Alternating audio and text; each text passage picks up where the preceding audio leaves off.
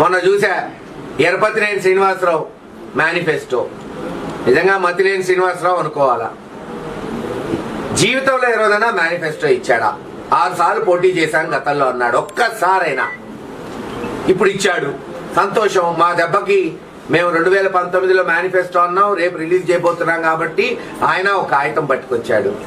అరే కాపీ కొట్టేటప్పుడన్నా సరిగ్గా కొట్టవయ్యా ఎరపతినేని శ్రీనివాసరావు. అది కూడా కొట్టడం చేత కాకపోతే ఎట్టా?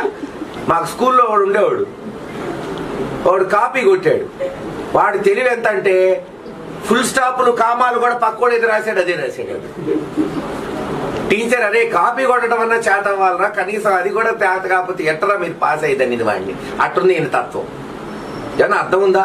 మేము ఏమేమైతే పథకాలు పెట్టాము, జేజేఎం ద్వారా తాగునీటి పథకాలు 73 కోట్లు శాంక్షన్ అయ్యి టెండర్లు అయ్యి ఈరోజు చాలా గ్రామాల్లో పనులున్నాయి. రా చూపెడతా నీకు. దానికి మళ్ళీ అదే నిధులు తీసుకొస్తాడంట. ఎలా తెస్తావు?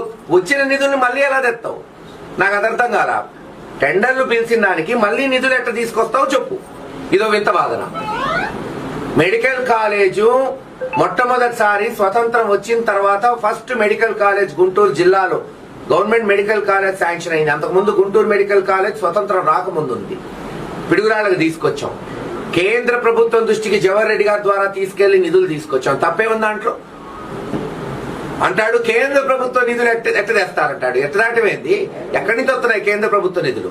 ఈ ప్రజలందరూ జిఎస్టీలు, పన్నులు, ఇన్కమ్ ట్యాక్సులు కడితే కాదా? ప్రజల డబ్బు కాదా? అసలు కేంద్ర ప్రభుత్వ నిధులు లేకుండా ఏదన్నా పథకం ఉంటుందా రాష్ట్రంలో, దేశంలో? చాలా మటుకు.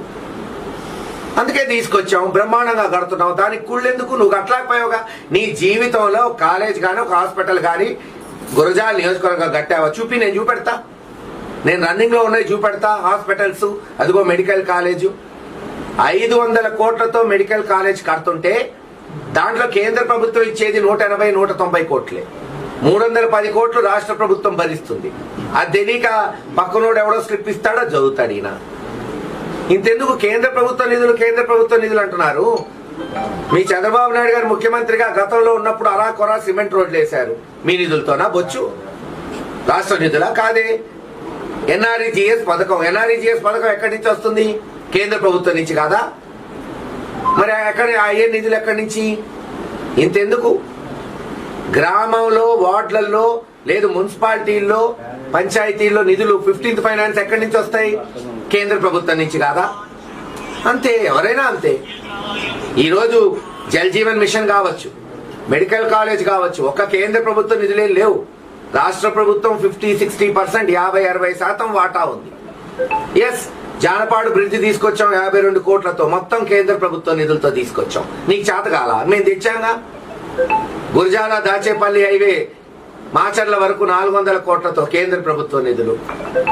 రేపు కొండమూడు పేరేచెర్ల జాతీయ రహదారి.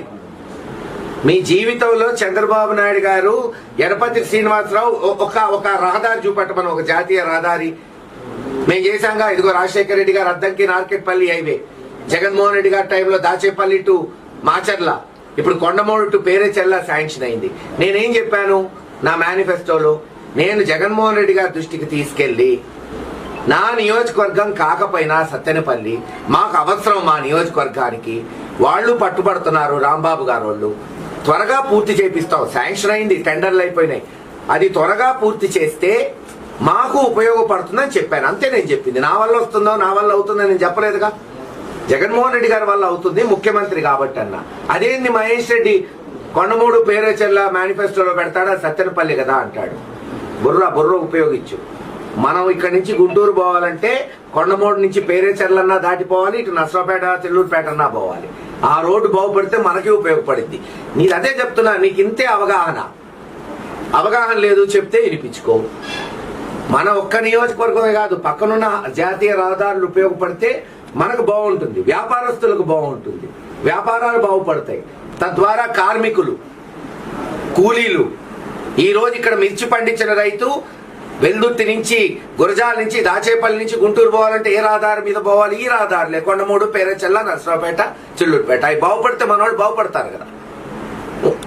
లేదు, నీకు తాగునీరు అంటాడు. ఇన్ని రోజులు పిడుగురాళ్ళు ఏం తాగుతున్నారు అంటాడు. ఏం తాగుతున్నాడు నువ్వు చెప్పు? 75 సంవత్సరాల నుంచి గురజాల ప్రజల పాపం బోర్ నీళ్లు తాగుతున్నారు. బోర్ నీళ్లు, ఫ్లోరైడ్ తో కలుషితమైన బోర్ నీళ్లు. అదొక గొప్ప. నువ్వేమో మినరల్ వాటర్ ప్లాంట్, నీ కొడుకులేమో మినరల్ వాటర్ ప్లాంట్, గురజాల ప్రజలేమో బోర్ నీళ్లు, ఫ్లోరైడ్ కంటెంట్. అందుకని శుద్ధి చేసిన కృష్ణా నీళ్లు తీసుకొచ్చి పిడుగురాళ్ళలో ఇచ్చాం. అందుకు చెప్తున్నాం తాగునీరు ఇచ్చామని. గొప్పే కదా. మరి నసరావుపేటలో, సత్తెనపల్లిలో, వినుకొండలో, మాచర్లలో శుద్ధి చేసిన కృష్ణా నీళ్లు తాగుతున్నారే. వాళ్లకున్నది ఇక్కడ ఎందుకు లేదు? పిడుగురాళ్ళ, దాచేపల్లి, గురజాల లేదు, 57 గ్రామాలకు ఎందుకు లేదు? నీ జీవితంలో ఒక్క ఊరికి నీళ్ళు ఇచ్చావా? ఒక్క ఊరికి చూపి, నేను చూపెడతా. ఓకే, నువ్వు 40 ఏళ్ళ నుంచో 30 ఏళ్ళ నుంచో ఉన్నావు. 1994 అంటే 30 ఏళ్ళు అయింది నువ్వు ఎమ్మెల్యే అయ్యి. నేను అయ్యి 5 ఏళ్లే. 5 ఏళ్లలో 2 ఏళ్ళు కరోనా పోయింది. అయినా నేను చూపెడతా ఈ 3 ఏళ్లలో ఏం చేశాను, ఎన్ని గ్రామాలకు నీళ్ళు ఇచ్చాను, ఎన్ని పట్టణాలకు ఇచ్చాను. దాచేపల్లి, గురజాలకు కూడా 25 కోట్లు శాంక్షన్ చేపించాం. త్వరలో ఆ పనులు కూడా మొదలవుతున్నాయి. ఇంటింటికి పైప్ లైన్ వేసి కృష్ణా నీళ్ళు ఇవ్వడానికి.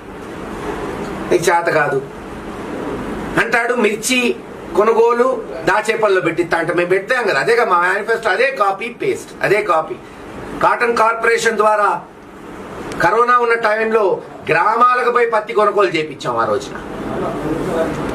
ఇంకా జానపాడు బ్రిడ్జ్ కొత్తగా తీసుకొస్తా అంటే ఆల్రెడీ శాంక్షన్ అయింది, టెండర్ అయింది. మీ పార్టీలో చేరారు, వాళ్ళని అడుగు, చెప్తారు. వాళ్ళే కదా టెండర్ తీసుకుంది, వాళ్ళని అడుగు, చెప్తారు నీకు. టెండర్ కూడా పూర్తయింది, పనులు మొదలైనవి.